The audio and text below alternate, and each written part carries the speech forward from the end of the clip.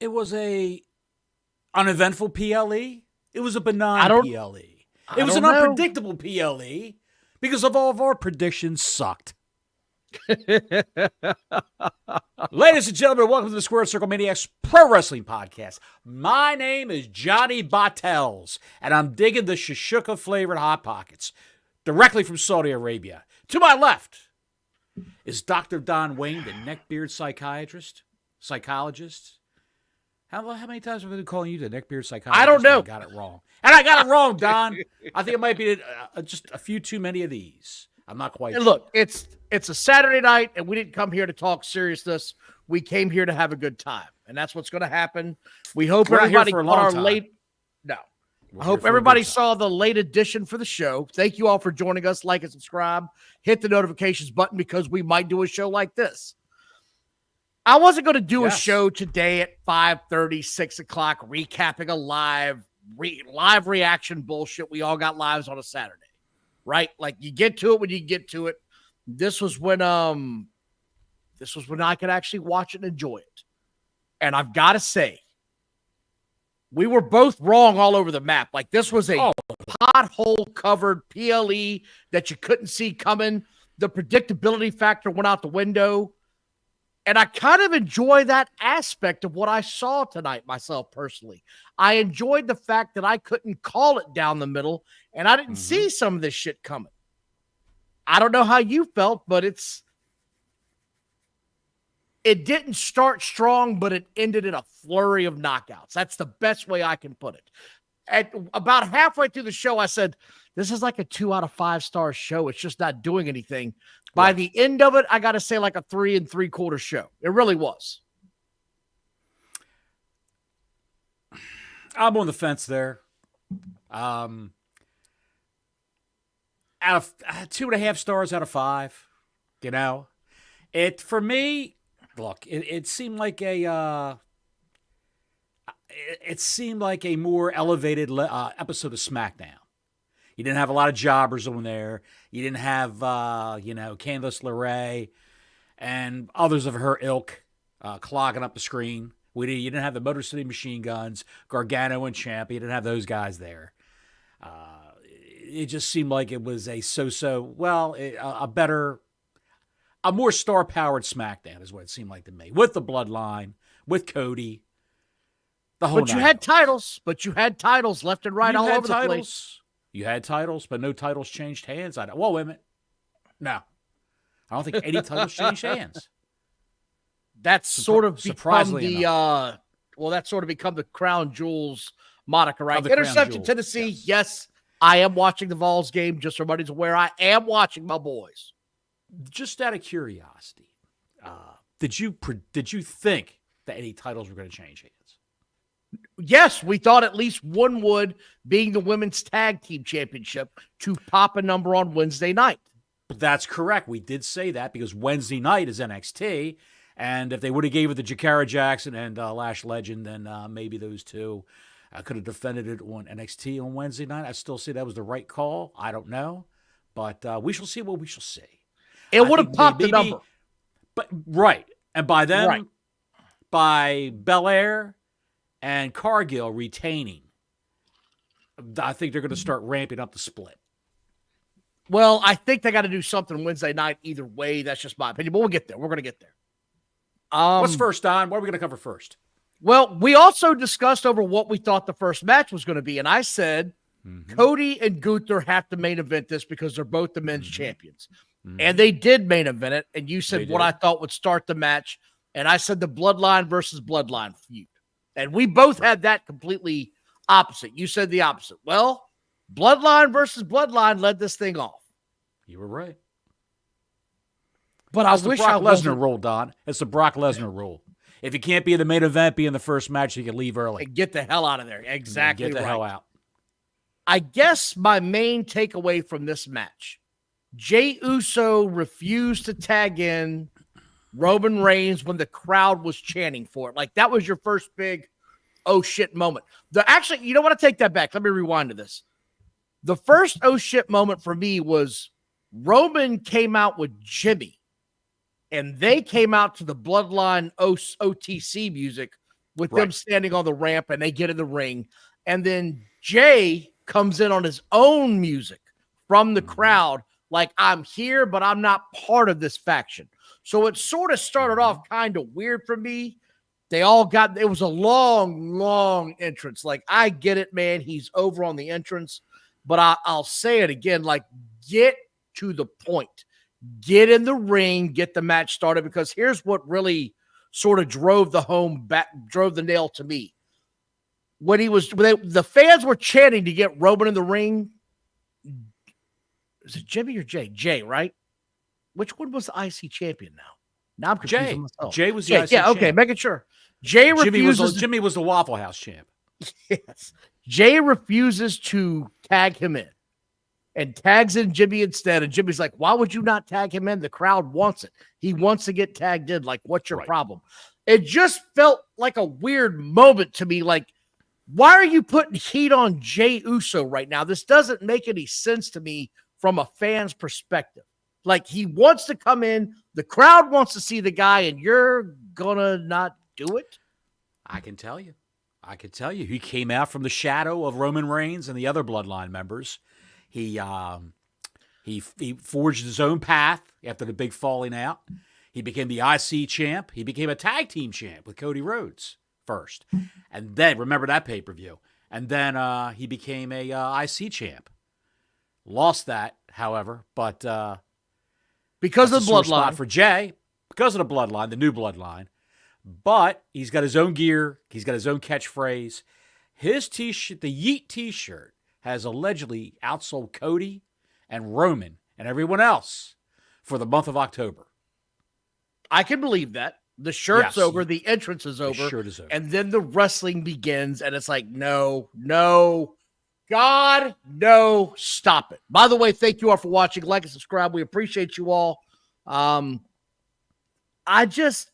It's one of those deals, man, where the longer this match went on, and I'm going to say this with the utmost respect because I love Roman Reigns, you have got to stop drawing this shit out.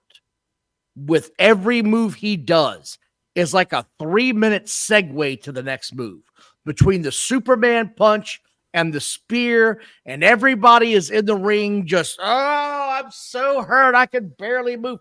It's just a little bit too much for me, especially when you see what Cody and Gunther do later. It's like, guys, I get that you need to slow it down, and it doesn't always have to be 100 miles an hour, but it can't be doing 55 and a 65 with grandma in front of you, not letting you pass either. It just got to that point in this entire match for me personally. It just slowed down way too much when Roman Reigns finally got in the ring. Way too slow. Don, it's like when you're in a restaurant and you're getting ready to put ketchup on your burger, and you just cracked open a new bottle of Heinz ketchup, and you're trying to get that first drop out. You just can't quite do it. It's not happening for you. That's what it's like watching Roman set up his next move. He's working at a heel's pace. He's been a heel for years. He's working the match as a heel, at a heel's pace. He needs to pick it up a little bit and work as a face. Because he is a face now. It's just too slow at moments with him, in my opinion. It just really is, and I'm sorry, but I like him.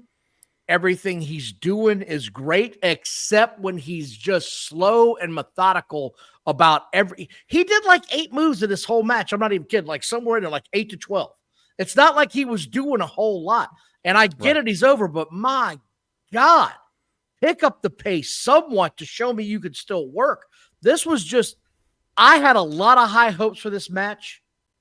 And I felt like this was the opening match. I was like, they got to deliver. In my opinion, they didn't deliver on this match. They didn't give me what I was hoping for. They didn't make me intrigued to watch the rest of the show. And I was kind of like, all right, let's see what the hell's going on Twitter now. Let's avoid all the wrestling spoilers. But I don't know, man. Just like I said, the show played like a star-studded episode of SmackDown. This would have been like a Bloodline match you would have seen with SmackDown between the originals and the new Bloodline. And then they put another cherry on top of the sundae with Sami Zayn. Where is this going to go now? Sammy's out. Where is this going to lead to? Now I'm interested. I'm interested in the post-match gaga. What's going to happen? And that's what set this up was it turned into a 4-on-3, which was kind of what we said. I don't remember which one of us thought the other was going to win. It doesn't matter now at the end because the way it came out was it was 4-on-3 in the end. They got outnumbered. They start beating the shit out of the Bloodline, and Sami Zayn comes down to save. And Sami Zayn and Roman Reigns do a move at the end of the match to try to, finish off the Bloodline, and they hit each other instead. And that's when Jimmy Uso starts flipping out on Sami Zayn, and Zayn's like, he was trying to help, and we got more drama, and we said it before, Sami Zayn was the obvious choice to come back. We had hoped it would be Brock because he adds the muscle to the team, but Sami's got the relationship, so I understand that. I really do. But again, they've got to pick up the pace on this storyline, in my opinion. Paul Heyman said a couple of years ago or last year after this Bloodline feud, we're only in the 3rd inning. We're in the bottom of the 8th, and we need to bring this home now sooner than later, in my opinion. That's just my opinion. I don't think they can keep going forever with this thing. I think you've eventually got to write this home. You can't keep having the Bloodline. Jay has already made himself a star separately. He doesn't need to fall back into this, right? Like, that's sort of the thing. It would be like Lex Luger going back to the Four Horsemen once he broke away and made himself a star. It feels like they're sucking Jay back in there. Jay is a star. Not as big a star as Roman Reigns, but he's on his way. But he's got to change up his in-ring. He's got to create a whole new match for himself. Maybe a new finishing move. We already know that his super kick is better than Jimmy's because Jimmy super kicked Jacob Fatu in the head and it had no effect on him. But Jay staggered him with the first kick and knocked him out of the ring with the second kick. So Jay, in the Dragon Ball Z world, Jay is what's the guy from Dragon Ball Z? I don't know. I just know he's the Goku of super kicks. Okay. Yes. I just know Street Fighter. That's what I know. Weeze now, buddy. That's where I'm at. Do that again. You can.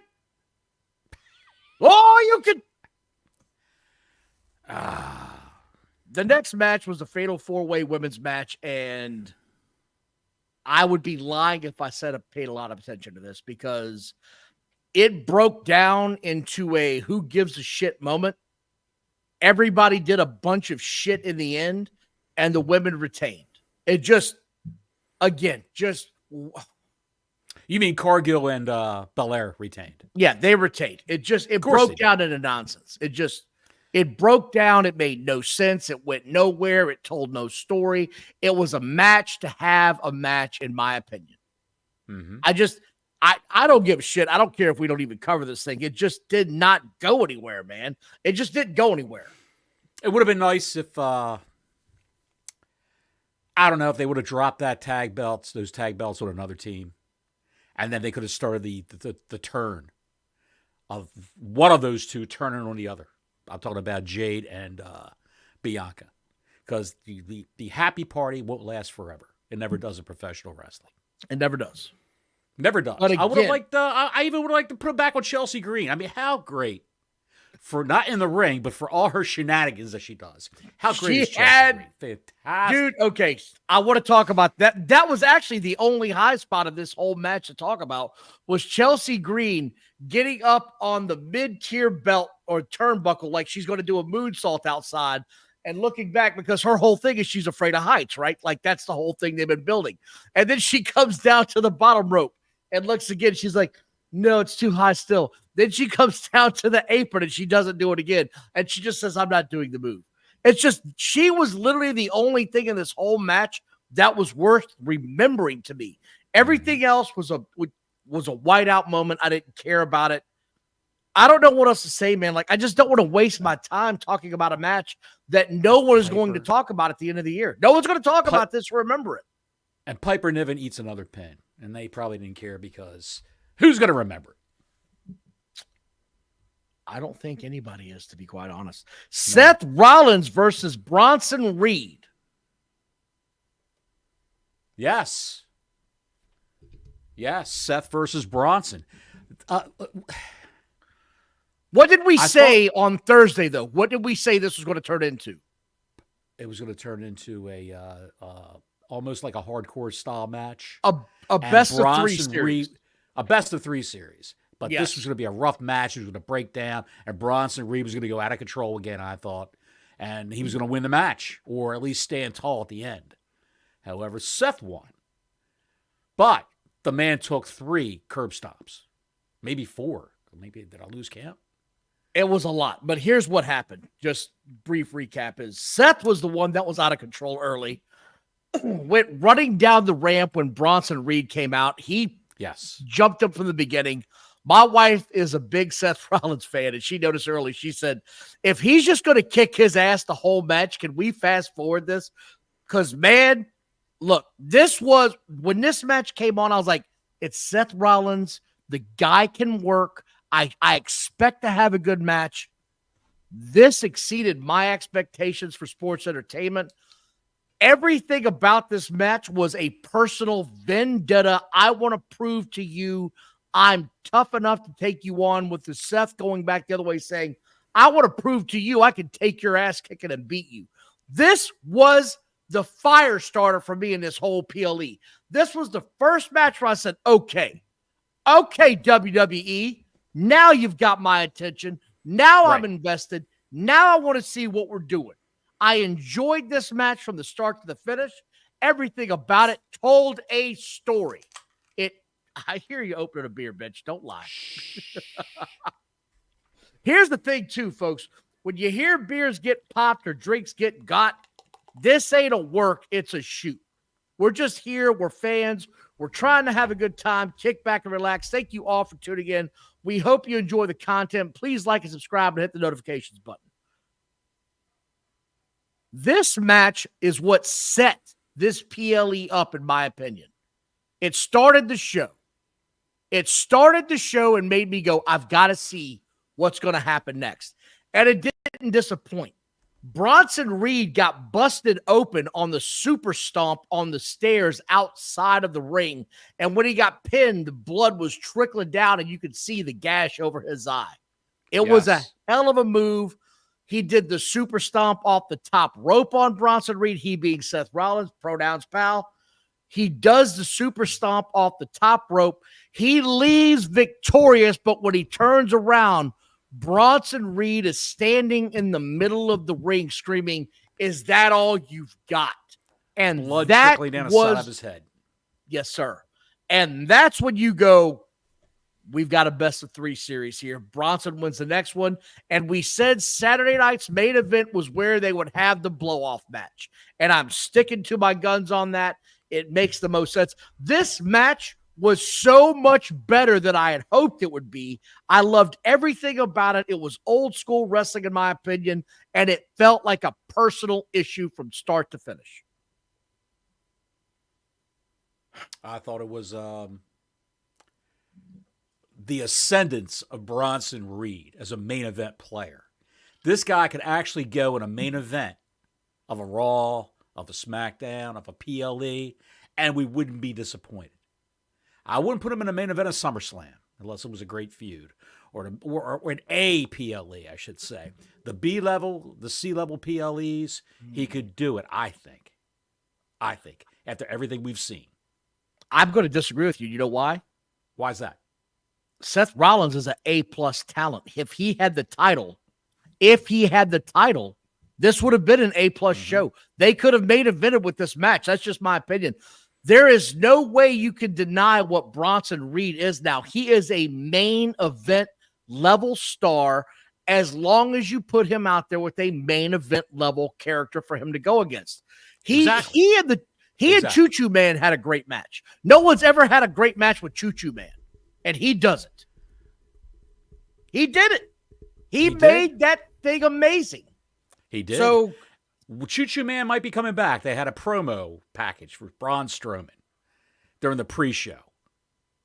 I know you didn't see that, but they had a promo package for Braun at the pre-show. So maybe, just maybe, Braun will be on his way back from that allegedly torn groin. Yeah, that's what The I'm only saying. confirmation he tore his groin, man. That's only confirmation we got it was a torn groin was from Meltzer. That was it. And you know what that means. Jack shit. Anyway, did you hear the heat that he got, by the way? Choo-Choo Man got heat because he was skinning a deer that he had killed on the first day of bow season in North Carolina. Mm-hmm. Which is what people do. Folks, I have news for you. If you don't know about hunting, let me go ahead and clue you in. Deer are overpopulating the entire Southeast region and need to be thinned. They are everywhere. And now they've actually, in a couple of counties around here especially, they've actually extended doe season. Like usually there's a certain time where you cut off doe season and it's just buck season. You can't shoot anything else. Mm-hmm. But because there's so many now, they've extended some doe seasons in the area. So get a grip. People hunt deer. That's going to happen. If you've ever had any deer jerky and it's done well, it's amazing. It'll last you all day. You'll chew the shit for hours because it's tough as a $2 steak, but it will fill a hole. I'm just saying, like, get over yourself getting pissed off about all that. What are you listening for? I hear like a bunch of commotion outside this window. It's the ghost of Halloween coming to get you. Dogs barking. You know, a lot of people down here, we have Ring cameras. And in the Ring camera, they have a neighbor's message board where you can just post something. Yep, we got those too. Yeah. Yeah. Everybody's saying, oh, God, watch out. There's bears out. There's bears walking around. Oh, my. They're by a lake. They're by Lake Weir in Ocklawaha, Florida. Oh, God. Keep your dogs inside. There's a coyote on the loose. There's bears. Well, no joke. And there's deers. Oh, there's a deer family that came to see us last night. No shoot. I almost said it, Don. You can say that word. That's fine. I can say that word. It's not going to take 25 cents off of our YouTube money. Okay, yeah, we'll be all right. Another $2 coming in on this one. They say, oh, it's just a deer family. Oh, they're so beautiful. Well, look, there's so much when you've got a community or an area where they're doing a lot of construction. If they're tearing down the woods to put up condos or apartment complexes, things like that, the disenfranchised animals have to go somewhere. So they're going to go out into the suburbs. They're going to go out into the community and look for food because of the machines tearing down the trees and leveling the soil and all that stuff. You're going to have bears. You're going to have deer. They all have to be, like you said, they've got to be depopulated. The population is going to get tamped down a little bit because they're breeding like deer. By the way, we're getting some information from the chat. I want to thank everybody for watching again. Yes, we did get the final number on the AEW Dynamite. It was 629. About what it was a week ago. Collision is still struggling. We all know why Collision is still struggling. If it didn't have that lead in, it'd be closer to like 617 or 615, I want to say. Collision is on its ass right now as a entertainment factor. It really is. And I know people want to be like, well, NXT only got 550 or whatever it was. Right. NXT is still the highest rated show, I think, on the CW right now. Yes. And it literally cost them 1/6 of the cost that AEW is costing right now. Like a fifth or sixth, depending on what numbers you read. I still think it's that 150. They got paid like $30 million. They're killing it financially for CW. If you think for one moment Warner Brothers is happy to see what's happening right now, you're dead mistaken. They know they made a bad deal. Again. Did you see the Fast Nationals from Rampage? That was I did not. Yes, it was 158,000, Don.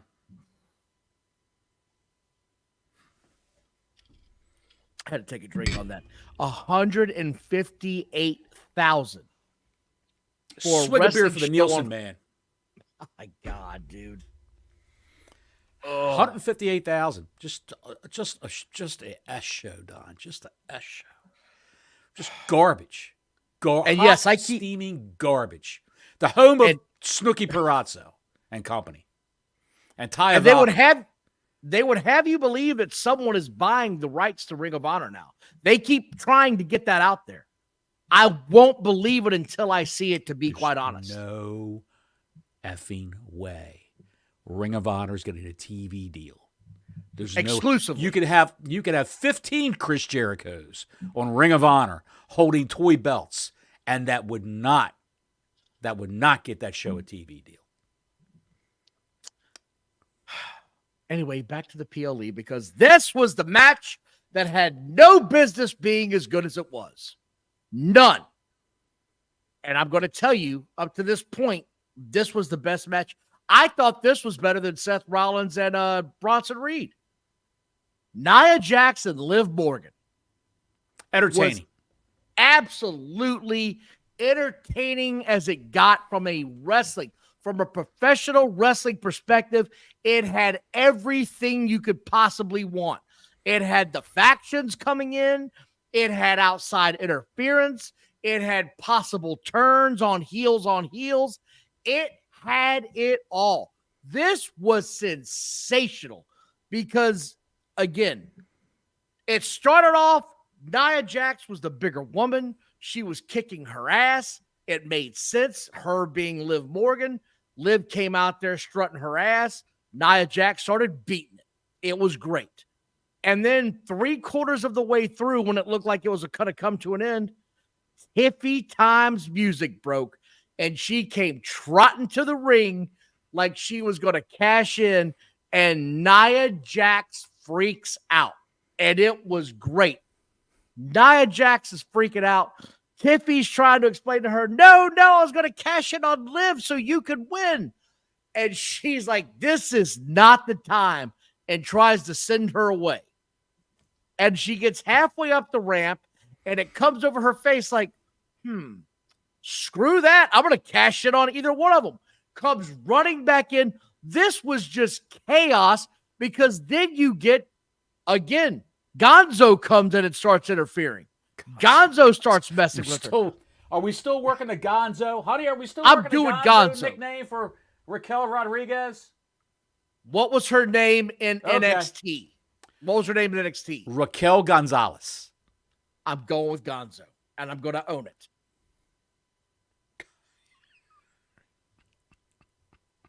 You know, when you said heels on heels earlier, I thought you were. I just thought you said heels on wheels.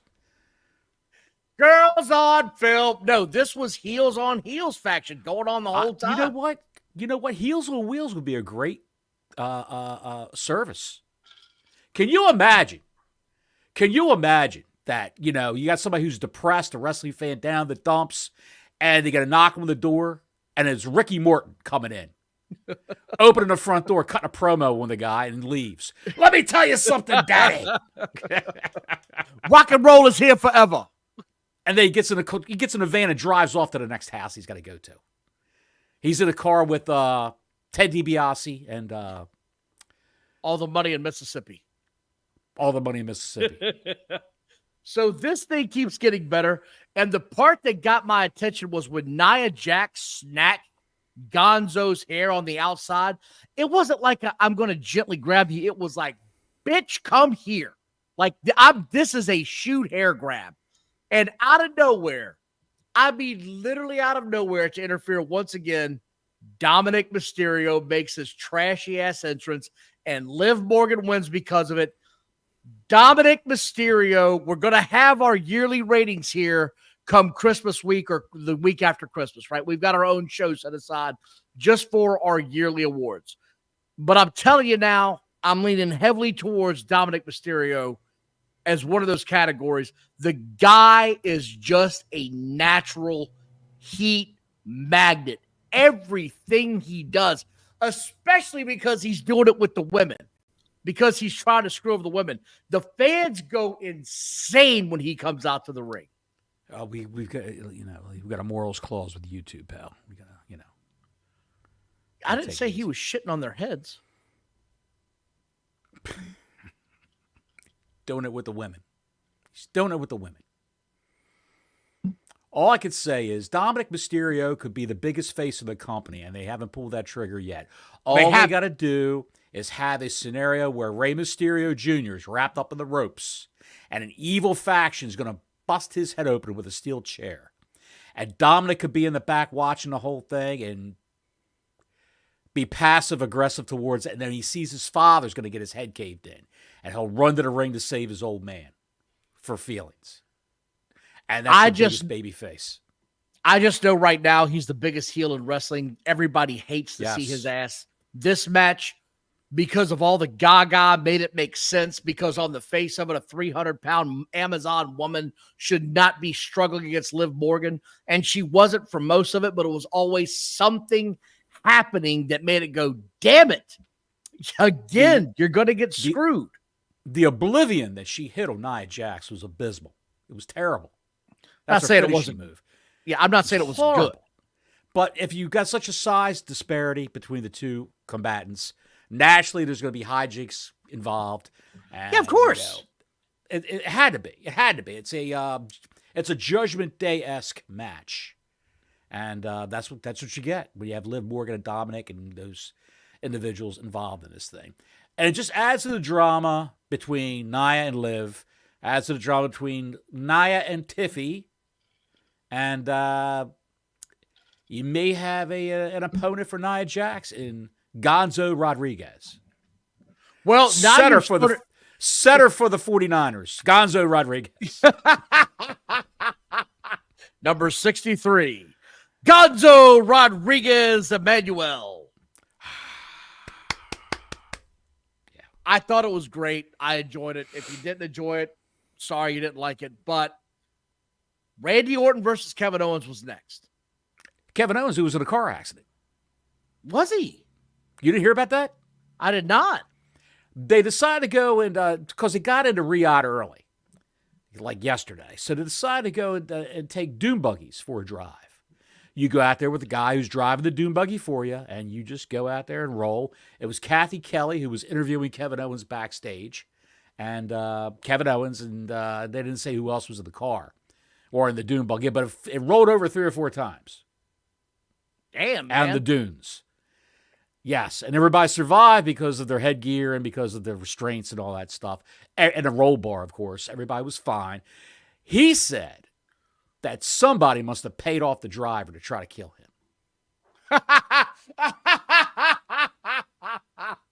Way to make it a story, pal. That's how you make real life into a story. That's how you do it. Good job, Kevin Owens. He did the pre-show interview in a Cowboy Bob Orton t-shirt. He did the match in a Cowboy Bob Orton t-shirt as well, which is what made this whole thing amazing. He comes out wearing a Cowboy Bob Orton shirt, and I said, oh, my God, because he was also wearing Dusty Rhodes' t-shirt when he kicked the shit out of Cody. So, I mean, if you're going to heal it up, man. Go all in on it. Mm-hmm. So he comes out to his theme music. He sits on the he's sitting up on the just opposed area next to the announcers. And Randy Orton is taking it all in. His entrance is super long. I mean, when I say super long, the music re-looped. And I was like, oh, all right, we're really starting to drain this damn thing now. Like, stop, man. Like, do something, shit. And out of nowhere, Randy Orton whacks him with the chair and whacks him again with the chair. And I'm like, ref, are you going to do anything or just sit there like a pimple on a pecker? Because you're not worth a damn anymore right now. You're doing nothing. And this thing broke down into pure chaos. It was nothing. It wasn't a match. It was just, we've got a personal vendetta. The bell never rang. Both of the damn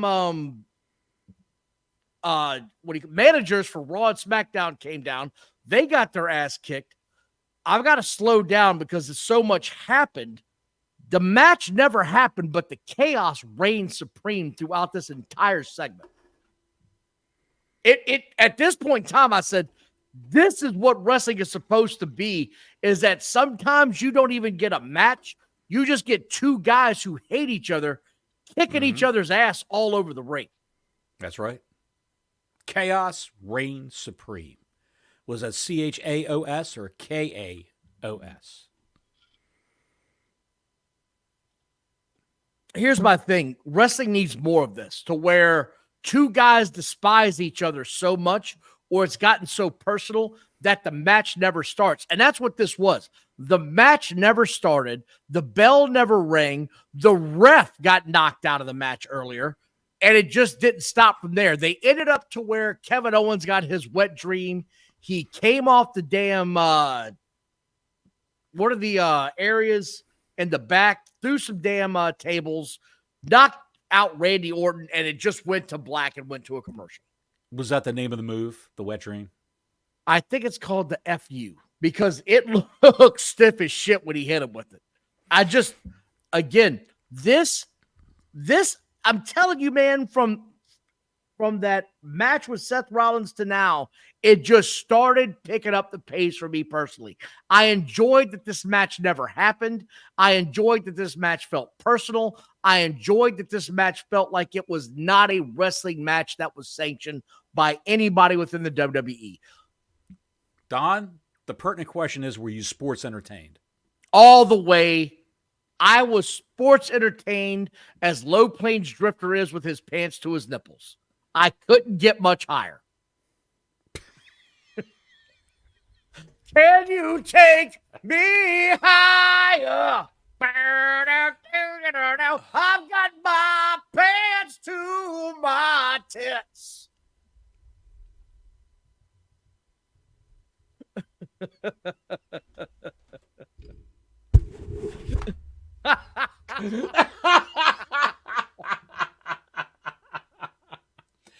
Oh my God, I can see Scott Stapp singing that right now in the video. They just had the video, the Higher 2024 remix, and they got Low Plains Drifter standing there on just the stage. running around the stage while he's singing it.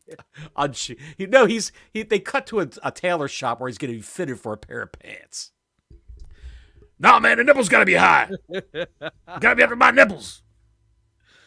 Oh, God. But again, this was, I loved every moment of this. I thought it was absolutely amazing.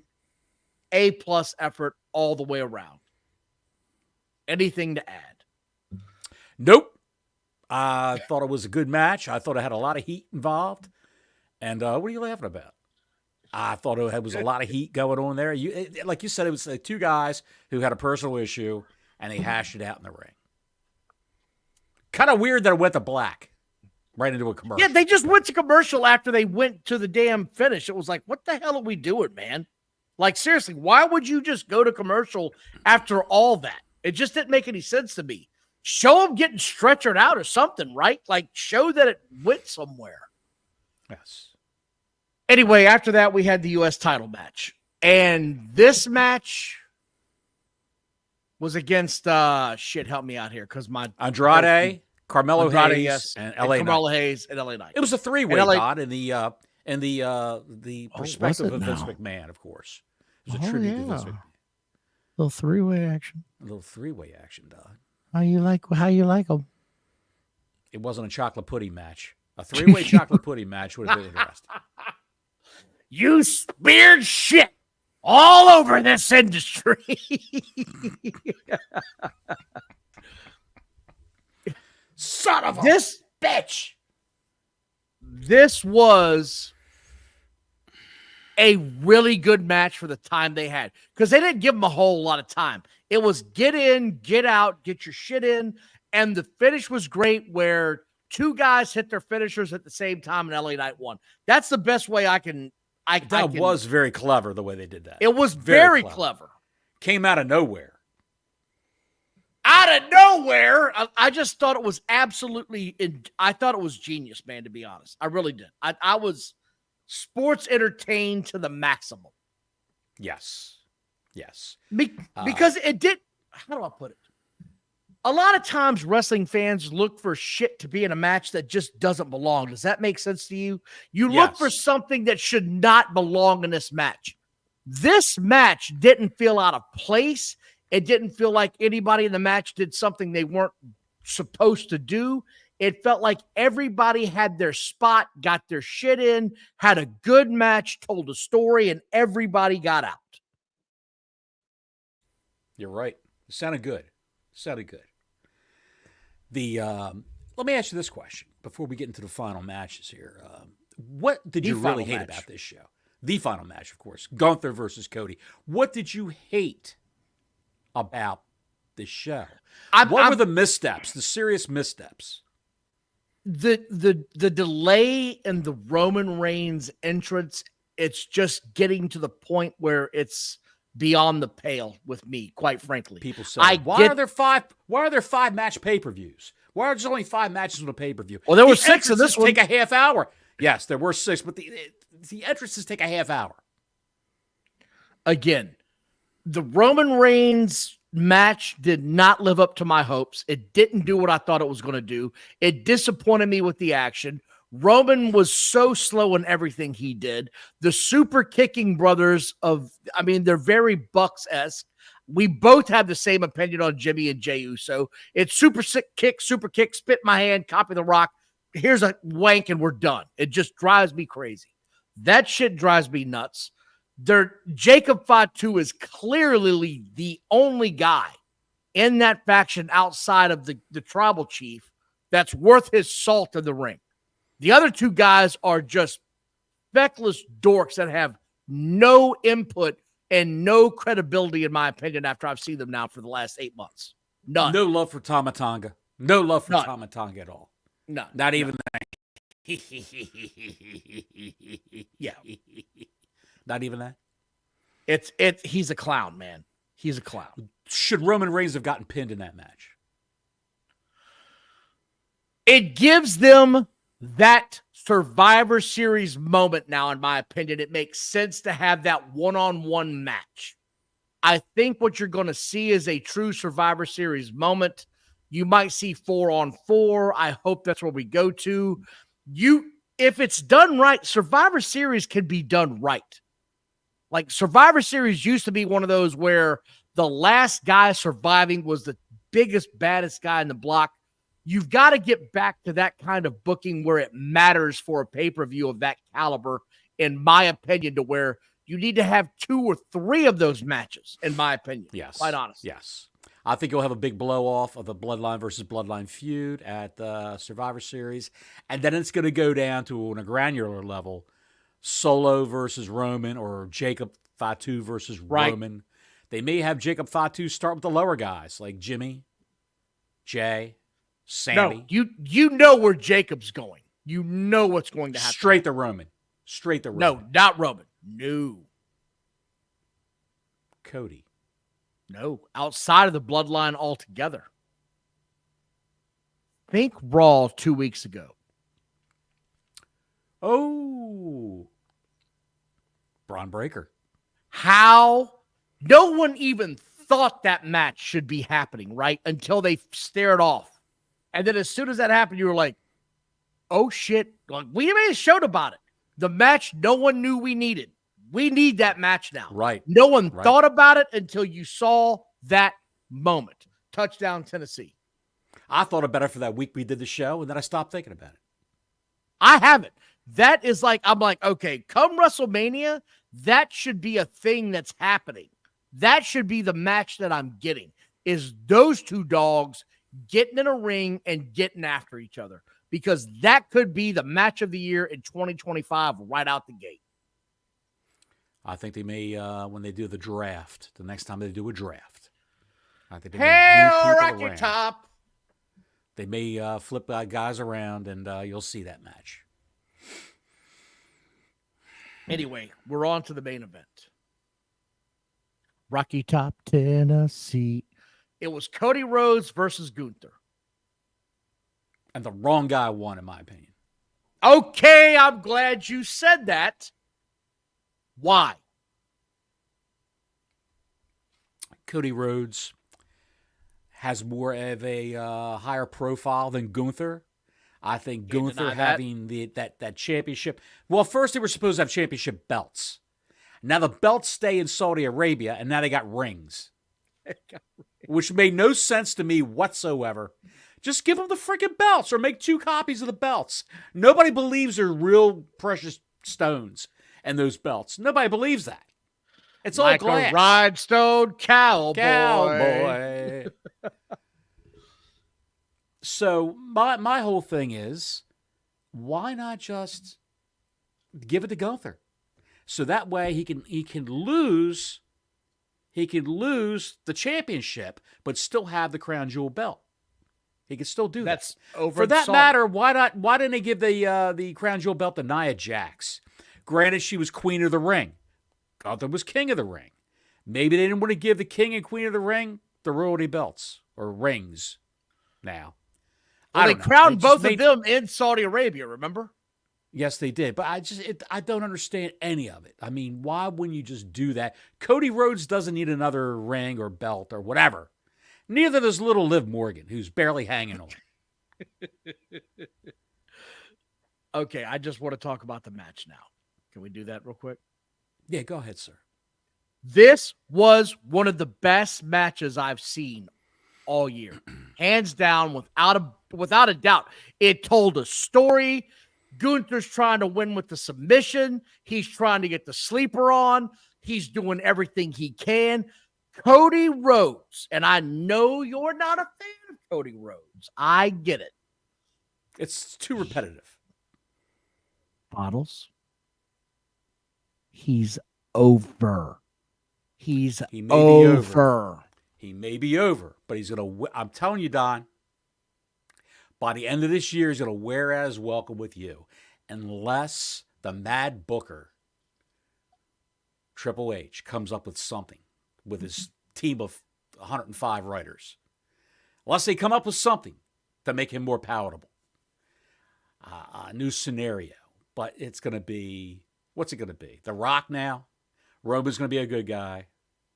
Cody's going to face The Rock at the end of the year somewhere. Challenge for WrestleMania, challenge for the Rumble. Maybe The Rock will be in the Rumble. The Rock's coming for Cody Rhodes. That's a given. That's becoming very apparent now. That's becoming very apparent that it's not about Roman anymore. Surprised he hasn't appeared.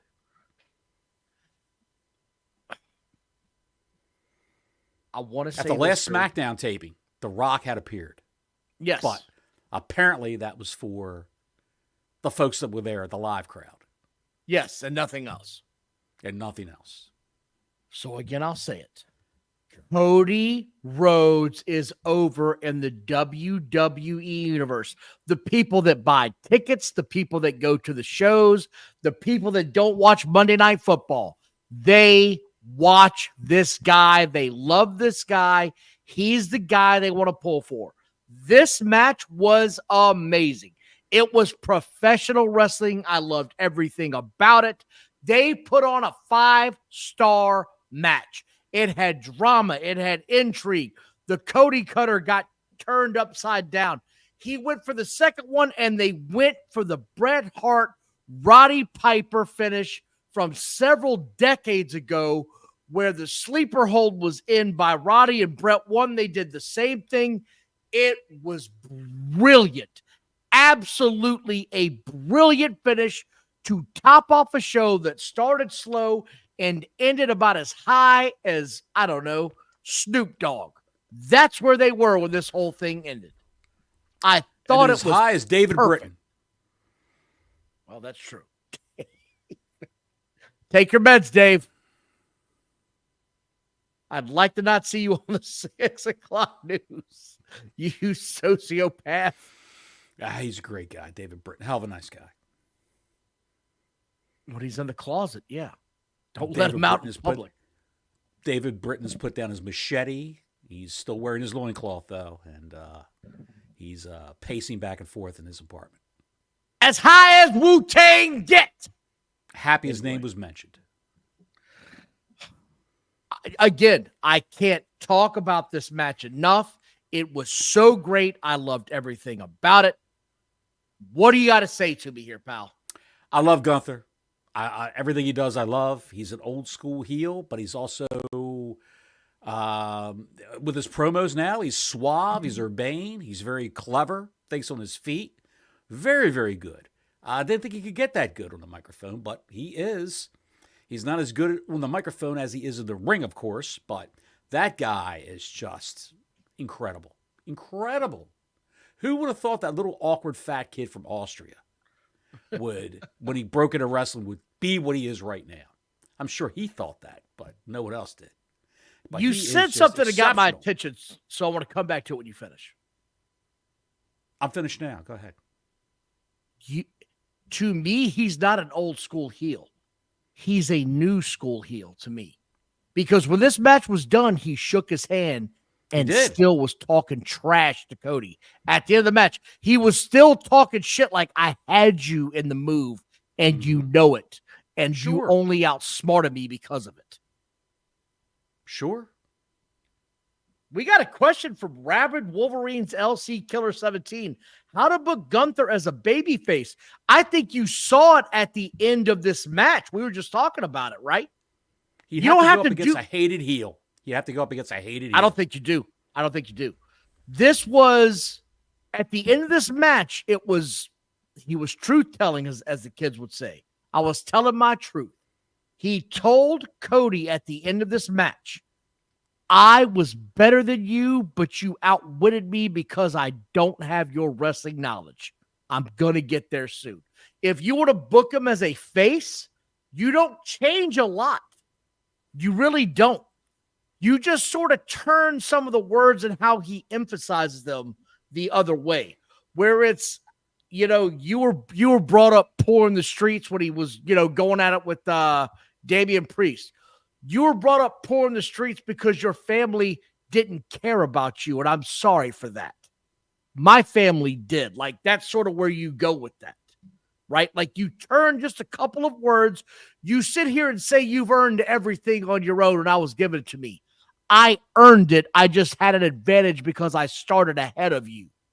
But don't get it twisted. I'm still better than you. We came from two different areas of the neighborhood. It just turns out you had a shittier car. My car was revving at 5,000 RPMs when I hit the ring. You want to turn him into a Nazi MJF. I got you. Let me write that. No, I didn't say to get in my BMW and go crazy. But thank you very much, Rabid Wolverine. No, you can turn him do face. A show with MJF/Gunther as being cut from the same cloth. Thank you. There's something wrong with Johnny Bottles. We're going to fix him later. We got to set the rewind mechanism. But thank you for the super chat. You can make Gunther a heel. Super easy, Rabid Wolverine. You really can. You just got to twist some of the way make him a baby face, things. Not a heel. He's already a heel. Sorry. Yes. Well, look, here it was, right? Stone Cold was a heel the whole time he was a baby face. It was just people were like, I dig what you're saying. F my boss. I don't like where I work either. You're speaking from your heart. They didn't change anything about Stone Cold at all. They just changed how he was perceived and how he came out. The walk didn't change. That's right. Gunther, F your boss. That's right. F my boss. F that white, blonde-haired, blue-haired guy, blue-eyed guy who's married to the black girl lives across the street. Right. F that guy. You say, I have privilege? Your daddy ran the business for 15 years. Your daddy ran NXT. Your daddy had to come here and work because he ruined your childhood. He was bankrupt. Your mother had to sell cookies out on the street corner. Anyway, this match ended with Cody Rhodes winning on that roll-up. I thought it was phenomenal. I loved everything about it. Again, this PLE started slow, ended strong. Chef's kiss on how it ended. I'm sorry. It didn't start great. It ended strong. That's what I've got for this PLE. Bottles, you got something else you want to talk about? Or do you got something else you'll say on this PLE? Nothing else I want to say on the PLE. I'm just, I'm all wrestled out, Don. I'm glad it's over. Glad the PLE's over. Maybe I'll go back and review it later. But, yeah, I'm all wrestled out. I think this is a PLE that they just did it to have $50 million from the Saudi Arabian government. That's all they did. Did you see that Russell Knobbix put a tweet out that said, how do we know that WWE actually gets $50 million for this PLE? I saw that. I saw that. Bottles, you want to tell everybody out there how we know that they get $50 million for this PLE, or should I tell them? You tell them, Don. It is a publicly traded company. You can see where they get their revenue from if you file to get a report from them so that you can see how their stock dividends are paid out. It's really not that hard. My God in heaven. I'd like to talk about a little something somber right now. It's the end of a career, and this guy's packed it in. On advice from his doctors, he's got too many injuries. He's packed it in. I knew this was coming. He's played an integral role in giving the AEW men's division the much-needed juice the company needed when it was on its baby feet, taking baby steps back in 2019. His most memorable moment was when he made his debut at Double or Nothing, and that can't be topped. It was better than CM Punk's return to the Squared Circle in 2021. Mm-hmm. I'm going to miss that. This is from the Drainmaker Twitter account, who's just... I don't know if he's if this is trolling or if he's just a staunch imbecile. I'm going to miss the hell out of Marco Stunt. He was truly a one-of-a-kind in professional wrestling. It's a really sad day. I might actually log off for the month. I'm just really not okay. So look for Drainmaker tomorrow on Twitter. This is the same jackass that has blocked me more than once. That guy's a sad clown. I don't want to talk about him anymore. 3 releases, Don. Let's go over them real quick from WWE. We got to talk about it. 3 releases. Let's start with the most insignificant one. Nixon Newell. No one knows who he is, and no one gives 3 shits. Tegan Knox. That's Tegan Knox's real name. Tegan is somebody you know by name. She did, and she's done. Like, the career's over. I feel bad, but it is what it is, right? Like, not everybody's made for this industry. You can't keep blowing your knees out and then be like, oh, I'm surprised they let me go. She was, they put her on Raw. She had some tag matches. She had some singles matches. She wasn't getting over with the crowd. They set her home for a while or back in catering to retool her. And they didn't retool her at all. They just, she was in limbo. Right. So got like and subscribe. Guarantee. Like and subscribe, hit that notifications button because you never know we're going to be back. By the way, vote Tuesday. Vote either way. I don't care who you vote for, but please get out and vote. Indy Hartwell. You got to show. Indy Hartwell is the name, but Rabid Wolverine's back. Thank you again for the super chat, brother. He says, I want Dominic Mysterio to be a baby face. He's going to get there eventually, but right now, he's such a heel's heel. And the guy, he gets it. He can't be a baby face just yet because the guy makes Adam Cole makes Dominic Mysterio, of course, look like the second coming of Randy Orton. But Dominic Mysterio in the WWE Pantheon, is a skinny kid. He's got skinny arms. Not overly big. Not overly big. He's tall, but he's not. Doesn't look like he's lifted a weight at all. Just does his moves in the ring. Practices the moves in the ring, but doesn't lift weights at all. You may be able to check your father, his Rolodex, his little black book, to find a good doctor's number. But the part about it that gets me is, and this is just me. I'm glad you brought this up, Rabid Wolverine. Thank you. He's getting advice from his father on how to be a better heel from one of the biggest faces in the history of wrestling. Rey Mysterio has never been a heel, and for good reason. You can't dislike Rey Mysterio, right? You just can't. There's nothing about the guy he was a heel. Win.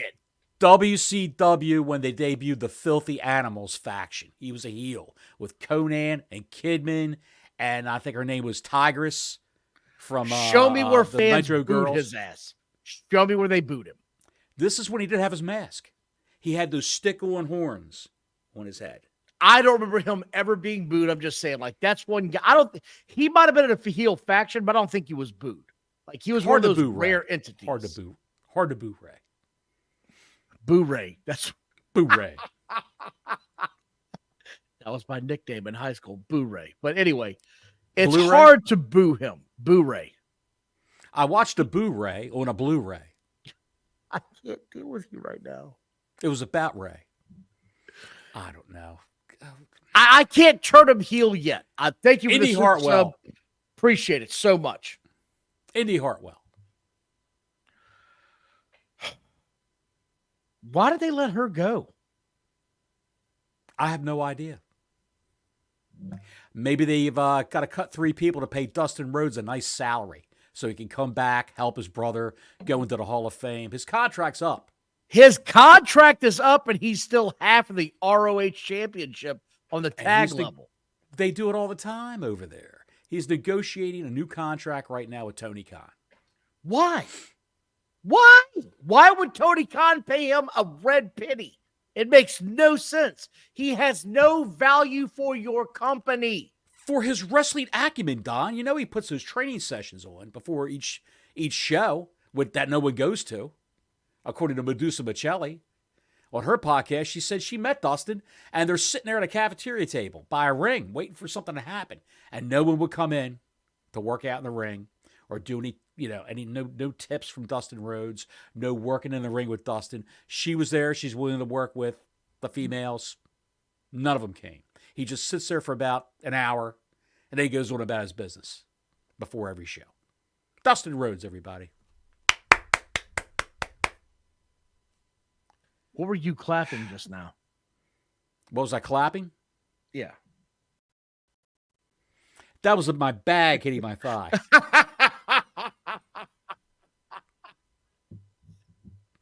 Sorry, I was adjusting my seat, and my bag was clapping against my thigh, like the baby seal that it is. You are a dirty old pervert. Thank you. I'll wear that as a badge of honor. Oh, as a bag of honor. A bag of honor. What else you got? I got Baron Corbin. Gone. Oh, yeah. Gone. Baron Corbin. Gone. Now, keep in mind, these people, they just didn't renew their contracts. They're not fired. Right. They're not fired. They're doing what AEW does. They're just not going to go ahead and renew the contracts of these people. So, Baron Corbin, I think Indy says Tegan Knox says she's got 90 days. The other two may be a little bit longer. I'm not sure. All depends when the contract expires, of course. But Baron Corbin, he's done everything they asked him to. Yeah. I mean, High Point, broke-ass Corbin. Remember that? Broke-ass Corbin? No, broke-ass Corbin was actually one of the best things Vince McMahon ever did. It really was. Yes. When he was in NXT, he never spoke. And he had the thinning hair in the front and a long mullet in the back. But he looked the part of a loser. God, man, that's Baron Corbin he never looked like he would work out. Never. But he did. He did, though. They put him in shirts because that's what I'm saying. Was so horrible. I don't think so. That one match I saw him in without a shirt, the dude looked pretty jacked to me, man. Baron Corbin?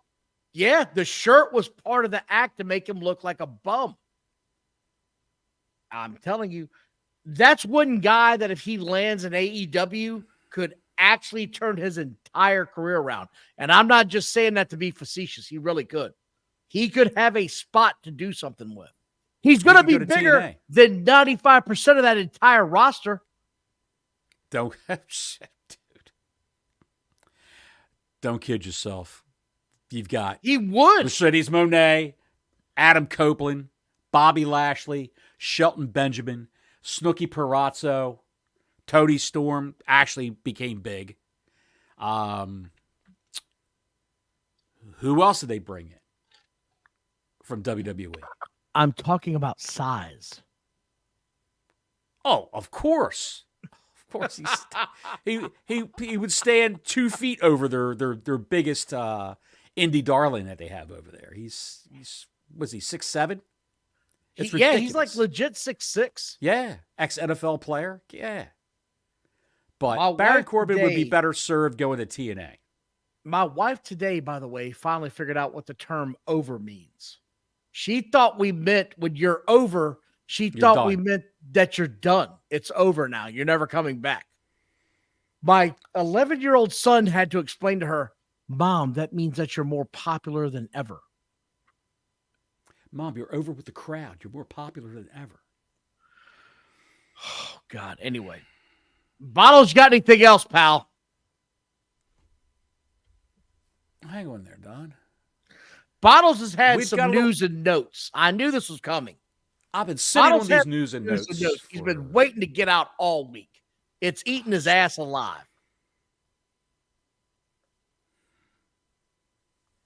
I'm glad I'm sitting on a cushion. The internal belief in AEW is that Orange Cassidy could be AEW's long-term top babyface, Don. God, I saw that. They've got a lot of faith in Cassidy and even claimed he has John Cena aura about him.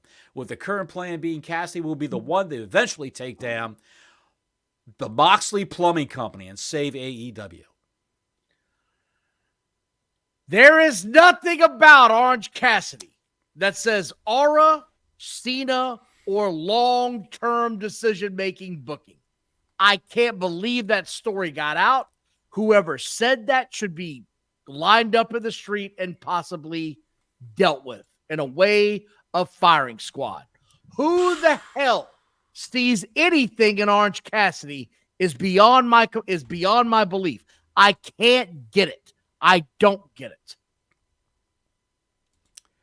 It's horrible. It's just horrible. It's horrible. The best thing Orange Cassidy has ever done is when he cut a promo and said, "My name is Orange Cassidy, and I don't have a catchphrase." And he dropped the microphone down in the middle that of the was ring the and best walked thing he's ever done. You're exactly right. The best thing he's ever done. It really was the best thing he's ever done. And Don, Cool Hand Ang, as you called him, Angelo Parker, Cool Hand Angelo Parker. Remember, he was in that tag team with Waterhead Matt Menard. Very rarely do I remember, but yeah, I got the gist of what Daddy Magic. Cool Hand Ang. Well, you know he's married to the lovely Ruby Soho. And they had a baby. They had a baby, Evie. She just dropped the child. She dropped it like it was hot, like it was a Travis Scott. Did she drop it on album. its head? Whatever. Nah, didn't drop it on his head. Cute little girl My from what I own can prison. see. I can see her hand and her ear. That's all I can see in this picture. They covered her up nicely because have you seen the parents? No. Just say it. And yes. If you ever I'm not making fun of a kid. If you show me a baby, I'm out. If you ever need a good laugh, just check out the Wrestle Purist account on Twitter. Private Party versus Young Bucks was tremendous. Next level urgency, which drama, which took it over the top. Isaiah Cassidy set the tone immediately. He came off like a man on a mission, approaching it seriously with swagger and attitude. Okay, I'm out. NXT will be at the ECW Arena. Yes, they will. That's Wednesday. The big news this week. That's the big news is AEW is going to ECW's home. And that's sort of a big deal because I don't know how you feel about ECW, but I've got my own beliefs on it. I thought it was trash wrestling when I was younger. Mm-hmm. All these years later, I look back and go, it was trash ass wrestling with no rules. It was AEW before AEW. I'm sorry. And that's why it went out of business, because nobody cared and nobody watched, and it was a niche of a niche of a niche audience, which is what AEW has come to be. It is the same show, different initials. If you don't have rules, what the hell are you actually doing in the ring? If you can't tag in and tag out, if chairs don't matter, if tables don't matter, what the hell are we even having a match for? It's all ass. And that's why AEW, for all of you die-hard AEW late 90s goofy ass fans, this is why you went bankrupt. This is why the product died, because none of you made any sense. You just like the chaos they brought you in the ring and the non-finished sequenter of a match that was an ass on a lizard, where it could be bitten off and it would grow back later. Every one of you fans are replaceable, and that was the problem.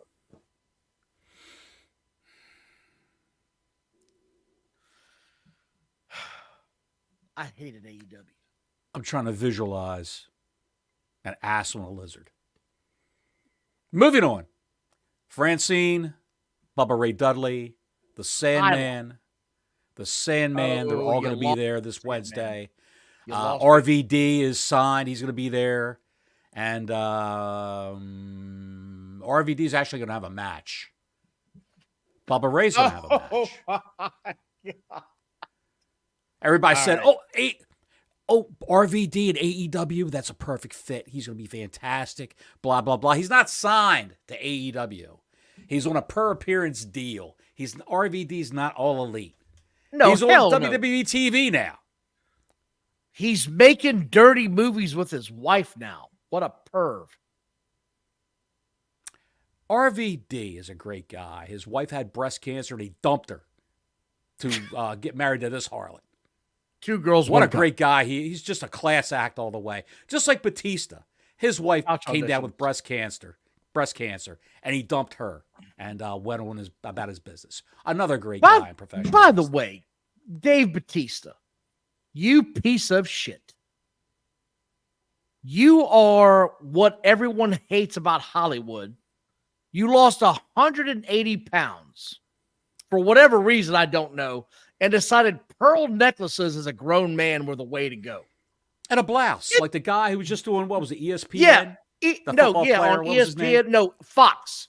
On Fox. If you're wearing a blouse and a pearl necklace as a grown man, get off my TV feed. Just stop. It's a humiliation ritual. If you believe in conspiracy theories. I totally believe in this ritual. One. I've seen pictures of LeBron James wearing a maid's outfit and a dress also. A lot of these athletes, you'll see them come into an arena wearing a skirt. What the hell is going on there? They're making them do it as a humiliation thing.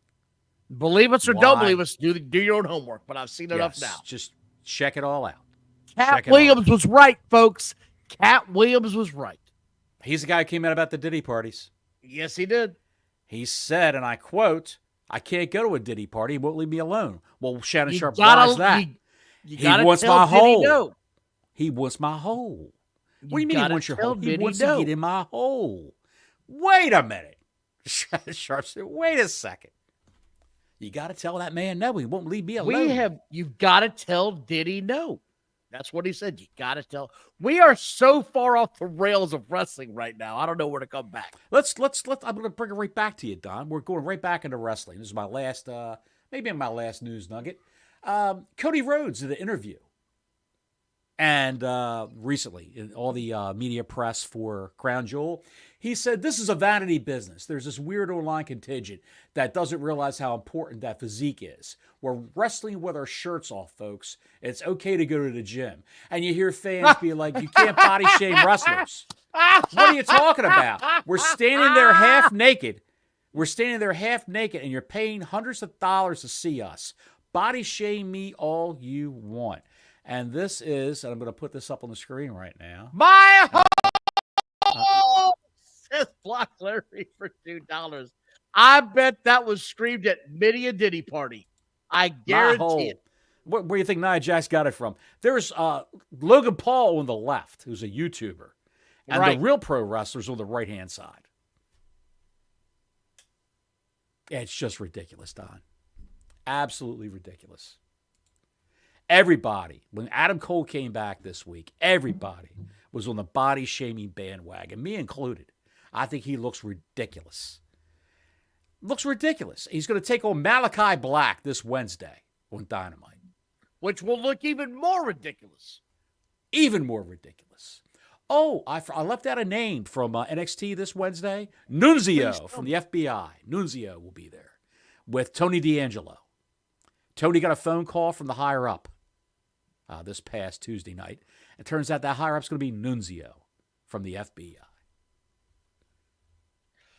Well, I know one guy that never got investigated by the FBI, Bottles. Do you? I got one more story. Oh, are you shit me, pal? Bobby Lashley was going on the press junkets this week. to get his name out there because, of course, he was going to debut at, Dynamite, Fright Night this past Wednesday. Thank you, Larry, for the $2 super chat. And Bobby Lashley claims that Omos, the African giant Omos, yes, almost got fired. There were a lot of guys who tried to get Omos fired because they rushed him through NXT when Vince saw him. God, yeah, it's a big guy. Bring him down here, pal. They brought him up, and when he started to hit guys and he was a little rough with them, got a little stiff and didn't mean to.